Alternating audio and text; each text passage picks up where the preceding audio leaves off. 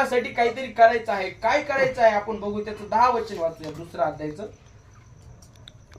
आपण सत्यकृत्य करावी म्हणून आपण सत्कृत्य करावी म्हणून ख्रिस्त येशूच्या ठाई निर्माण केलेले ख्रिस्त येशूच्या ठाई निर्माण केलेले असे आपण त्याची हस्तकृती आहोत. असे आपण त्याची काय आहोत. हस्तकृती.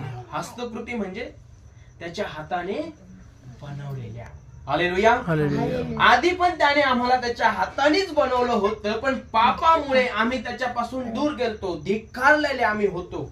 पण येशूच्या कृपेद्वारे त्याने परत आमचा स्वीकार केला, आमचे पाप क्षमा केले, आमचे आजार बरे केले, आमच्यातले दुष्ट आत्मे काढले. आणि जसं पूर्वी त्याने आम्हाला शुद्ध पवित्र बनवलं होतं, तसंच त्याने आता आम्हाला काय केलेलं आहे. पवित्र केलेलं आहे. आम्ही त्याच्या हाताची हस्तकृती आहोत. आणि म्हणून तो आमच्याकडे काहीतरी अपेक्षा करत आहे. काय करत आहे. पुढे वाचा. ती सत्यकृत्ये ती सत्यकृत्ये आचरित आपण आपल्या आयुष्यक्रम चालवावा आचारित आपण आपला आयुष्यक्रम चालवावा म्हणून देवाने ती पूर्वी योजना ठेवली. पूर्वी देवाने काय केली होती. योजना बनवली. हालेलुया. हालेलुया.